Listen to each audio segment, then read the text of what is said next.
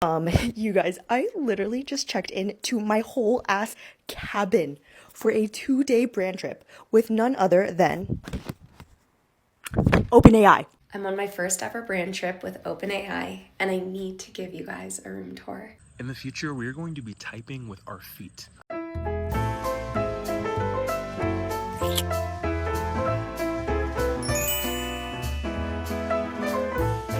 Hello there and welcome back to another video. My name is Lainey Jean if you're new here, and if you're not new here, thank you so much for coming back and watching another video. If the lighting looks a little weird, it is genuinely just because it's later in the day and the sun is starting to set, so I have an actual physical light over here, which I don't usually use when I film. Today we are going to be talking all about OpenAI and the retreat that they recently sent a group of influencers on that they called their OpenAI summer camp. And this retreat or influencer brand trip, whatever you want to call it, took place at a flower farm in Hudson Valley, New York. It included activities such as farm-to-table meals, beekeeping lessons, painting workshops, and training lessons regarding OpenAI's workplace tools. And there's been a lot of backlash on the internet because what is well or healthy about AI data centers or generative AI in general? So today we're going to be taking a look at the content that these influencers on this trip posted, along with the backlash from people watching the content and the response that the creators had to the backlash. Buckle up, this is going to be an interesting video. So before we watch the first video that I came across for this retreat, I just want to note that OpenAI is currently working on passing a $500 billion data center project in Ohio. It feels really weird to know that they are trying to get a bill passed like that while influencers are posting videos like this on their retreat. I'm on my first ever brand trip with OpenAI, and I need to give you guys a room tour because this is the most beautiful thing I've ever seen.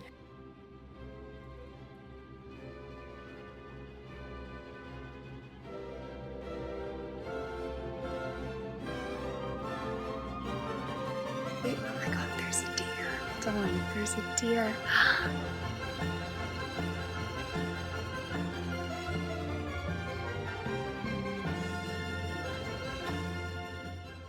The beautiful parts of the world that we are able to experience are going to no longer exist if we allow companies like OpenAI to create data centers that will strip away wildlife and natural habitats for other species. There's something extremely ironic about this creator and all of these creators, all of these influencers going on a trip, learning about being in this beautiful place full of nature and wildlife, and a deer being right outside the cabins that they're staying in, whilst learning about technology that is going to be the very thing that destroys them. And then I also stumbled across this video that this creator posted while on this trip. I'm on a brand trip with OpenAI, and my business mind is going.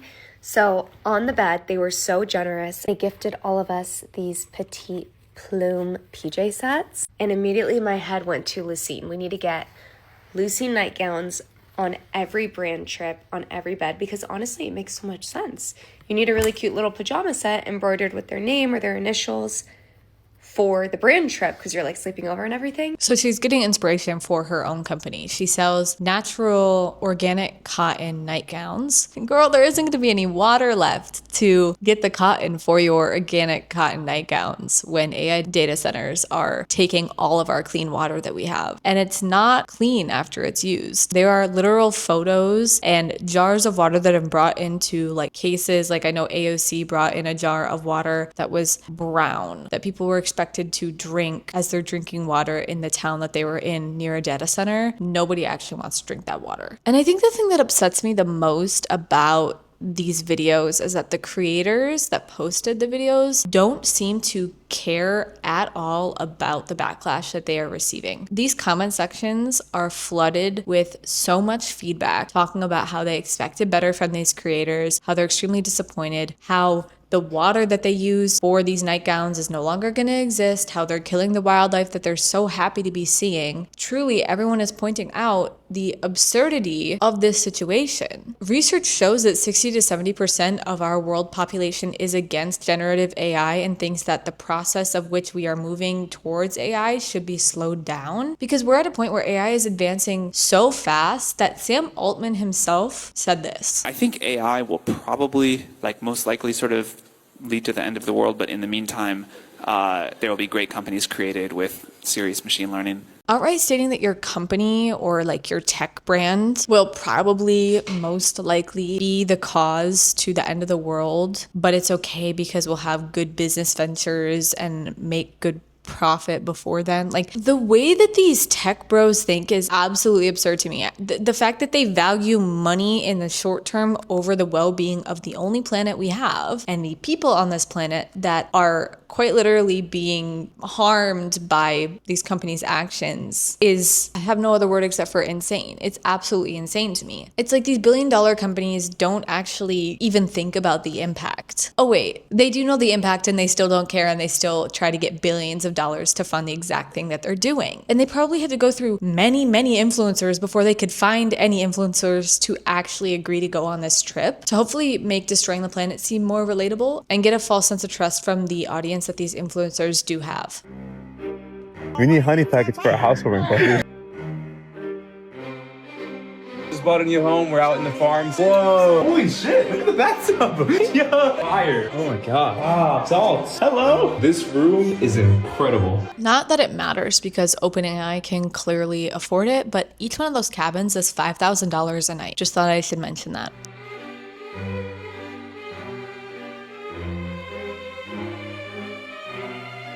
Coming from New York? Look at this.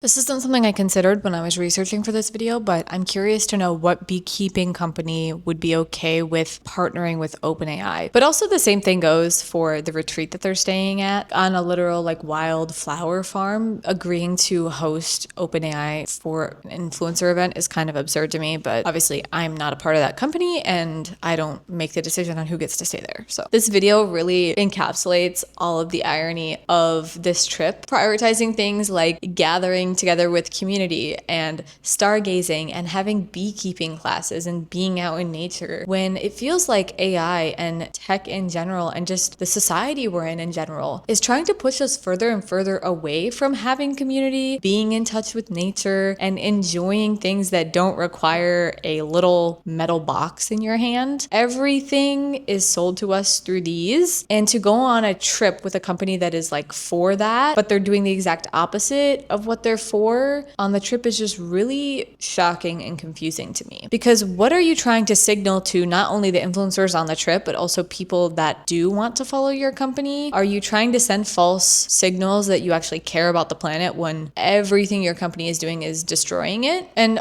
going back to the bees, there is evidence that has been shown that EMFs, or electromagnetic fields, do have effects on bees, and EMFs are created by ginormous power line towers that are used to generate power to data centers. So while it's not directly the data center itself, there is still a correlation between the data center and the power lines that are used to power them that is affecting bees. So I, again, just find it super weird. And I will leave a link to the article that I used for that info in the description if you want to check it out. And on top of the bees, which obviously I care about, and bees are an animal that are very, very important to the entire planet and just species everywhere and wildlife everywhere. Building data centers requires clearing large plots of land that are homes to people and animals and wildlife. It takes massive water consumption, as I said earlier, that strains aquatic ecosystems, and the noise and the light pollution harms animals as well as people. Also, the quote that this guy put at the end of his video is crazy. We can't control actions/beliefs of others, but we can control the intent of our own. I intend to provide value with the new knowledge I gained. Personally,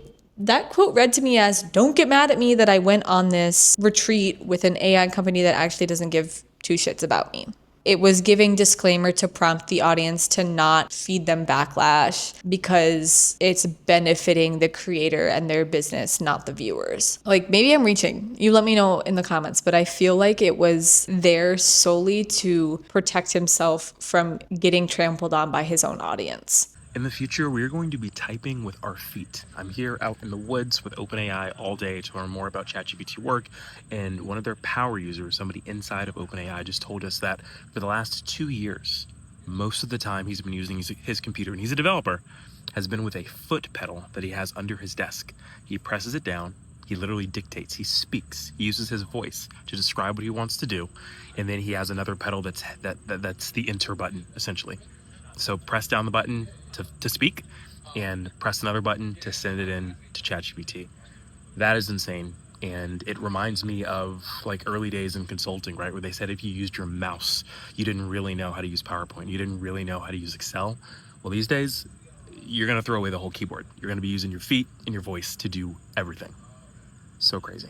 Absolutely crazy, and something that I don't think most of us actually want to do at all. Me personally, I don't want to have to be using my feet to talk to a robot or computer to get information or to get it to do the things for me. Like, this feels straight out of the WALL-E movie where all the people just don't even know how to function anymore, that they're sitting in those chairs with the screens in front of their faces. We do not need to get rid of typing. Our computers work perfectly fine just the way they are. People really getting to a point where we can't even rely on ourselves to type at a computer. Now, I understand that some of these tools could be used to help develop accessibility tools for people. That's a different scenario though. I'm not talking about that per se. I'm talking about the, I guess, able-bodied population of people who are still using these things when it's not actually being used for like a disability purpose. It is just being used because they want to create more technology that they can sell to make money. So now I want to move on to discuss the last creator of this video. And I saved her for last, not only because she posted videos while on the retreat, but she is the main creator that has responded to the hate comments, not hate comments, the backlash on this retreat. And in my opinion, she did not go about the response very well. And she took it very personally that her audience does not agree with the choice to go on this trip. So let's take a look at one of the videos she posted on the trip, and then we'll look at her response to people's response. I'm on ChatGPT's first ever brand trip. Let me tell you a little bit about it, but I gotta get unready.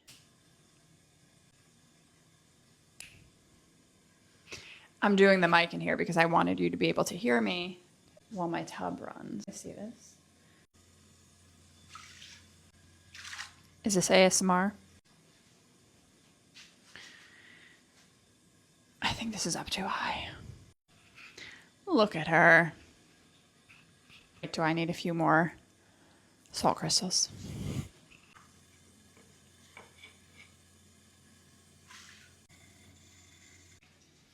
Hot, hot, hot.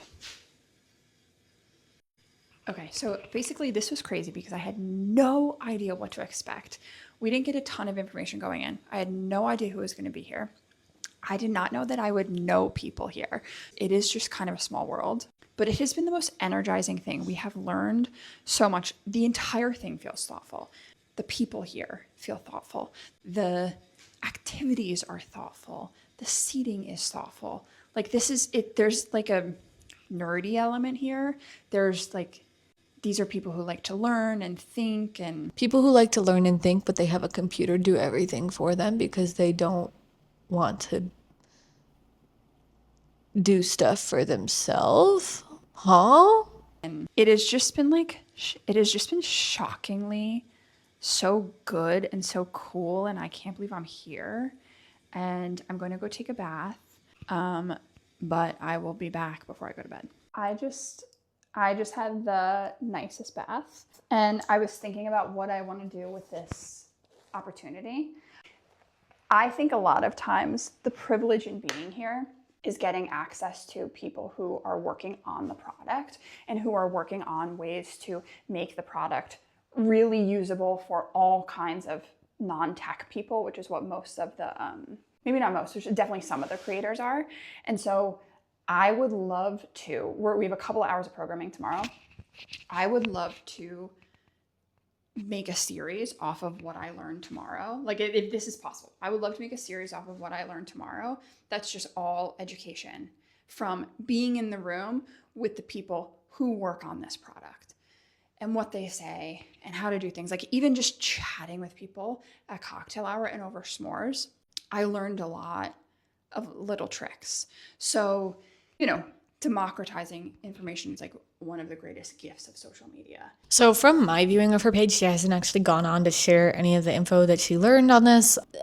I don't get what these influencers really gained from this trip other than like maybe getting their foot closer to the people who created OpenAI. So then people came into her comments saying stuff like this, and this was the response to the backlash. I'm only going to answer 2 comments from this comment section purely just because it feels like dunking on people that are like having a hard time in life anyway. I mean, roll through these, give a click to these profiles. Like, this is not a pretty picture. People aren't rating crazy shit in other people's comments because they love their lives. No, Grace. This has nothing to do with people loving their life and everything to do with the lives that AI data centers are going to affect. It has to do with the lack of understanding on your end that people are scared and worried about the impacts of generative AI and about what these systems will do to the only world we have. But what I want to say to you, Allie, is it appears like maybe your morals were compromised. My morals were not compromised. I know that for sure. And to be clear, bullying someone who commented on your video is an absolutely disgusting way to respond to critique on what you posted. I am supremely excited about AI and the opportunities it offers to our species. Our species in general, like humans, or like all species, like the planet? Like I said already, that AI is killing. And again, to prove my point, carbon emissions have gone up exponentially since generative AI and data centers have started popping up. And maybe you aren't seeing the impacts of it because you are not in the areas where data centers are being built. But the main place where data centers are being built is marginalized communities. They are paying the price for your ignorance and refusal to care for what generative AI actually means. Beyond that, anything where there's going to be some vast, sweeping change to the way we live, if I have the opportunity to be in the room and hear from people who are at the helm of that change, I'm going to do that. I have a tremendous amount of self-trust. I think with more information, I can always do better. I can understand better, I can perform better, I can help other people better. So actually, it's well within my value system and my moral compass to attend ChatGPT's first brand trip. And not only that, it was incredibly exciting for me. I am not someone whose brain works in this incredibly technological way. So much better getting in a room with people who designed it, who are using it all the time, and then people who have similar jobs to me and being able to be like, oh, okay, this is how we're going to, these are all the different ways we can use it. These are all the different opportunities we have. Like that, that was really exciting for me. But this is why we have people that have jobs to do these things, to be good at the tech. And you can be good at what your job is and have people hired to support your business that you run. There are people that already do this. And I think there's a lot of taking a step away from like being a bit sassy for a second. I think a big selling point to generative AI is that it is a time saver. But I sit down and think about it a lot, about what are we trying to save time for? Like really, how much more advancement do we actually need as humans other than like medicinal advancement to like help people be able to live longer, happier, healthier lives? Advancement maybe within like policies around the world to better our environment back to a good place rather than support companies that want to destroy it, right? We aren't running out of time in the sense that these tech companies want us to think. Like, we don't need to advance in that sense. I don't think technology just for like the sake of technology. Now, obviously there's certain technology for medical practices. There's technology for helping the environment. Those things I think are great. And maybe this is my bias coming through, but I don't think we need to use AI just to save time on something that people have already been doing for work for hundreds of years. That people are already, going to school and getting degrees to be experts on these things, to then just try to expedite the process. My main question is, for what? At the end of the day, what is the end goal with this? Other than, of course, companies making money. Because we are, again, playing with the cost of the world around us just for the sake of maybe being a bit more efficient at something. So thank you for being worried, but no, my morals were fine.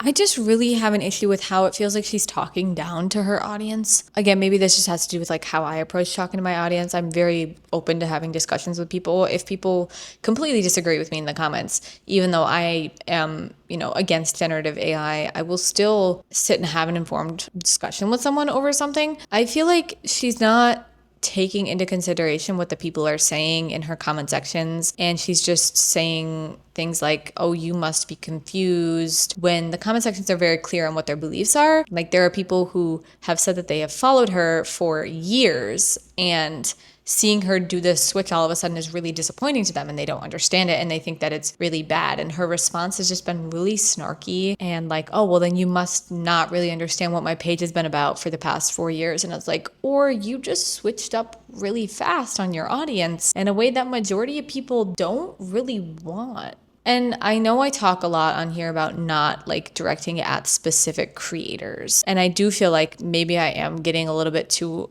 focused on this one creator, but I do think that as creators, as influencers, as people who make content on the internet, we have a responsibility to engage with our audience and inform them with our beliefs and make it clear what we believe, so that if they at any time decide that they need to step away, they can, but also make it comfortable for them to feel like they are allowed to say their opinions on things. Maybe that's just me, like within reason, obviously. Like, I'm not gonna let people that are like transphobic or homophobic or racist be in my comments. You're obviously going to get blocked. Within reason, people are allowed to have healthy discussions and raise concerns. And it feels like on her page, she does not want anyone to ring any alarms telling her that they don't agree with this. It's either you agree with me or I'm going to talk down to you because you don't agree with me. I'm going to wrap things up, because this video is already getting long, and maybe people have already seen a lot of the discussion about this online. So I don't want to be like talking into the void and saying re-spewing things that people have already heard. I really tried to not watch a lot of people's reactions to this before I shared my own opinions, because I didn't want to be just regurgitating what other people said. I think the main takeaway from these videos should be how the audience responded to the videos, right? That the majority of the responses were backlash, and majority of people were not happy with this retreat happening. There were so many comment sections flooded with people reminding creators why they followed them in the first place, and that it was deeply frustrating to see them pivot towards something that they thought this creator didn't support or believe in. And we have plenty of people fighting to slow down the development of AI, but what we need is for people in power to enforce this change. That is the main thing that actually needs to happen here. Is we need to have, like I always say, rules and regulations, bills and laws put into place around this kind of technology to not further destroy our planet. So that is all I have for today's video. I know this was a pretty serious topic. Let me know your thoughts on this in the comments, if you agree with me, if you disagree with me. If you like this video, please be sure to give it a thumbs up. Subscribe and turn on post notifications so you get notified every single time I upload a new video. Join the membership if you want to. Check that out on my page. And with all that being said, I will see you in the next one. Love you. Bye.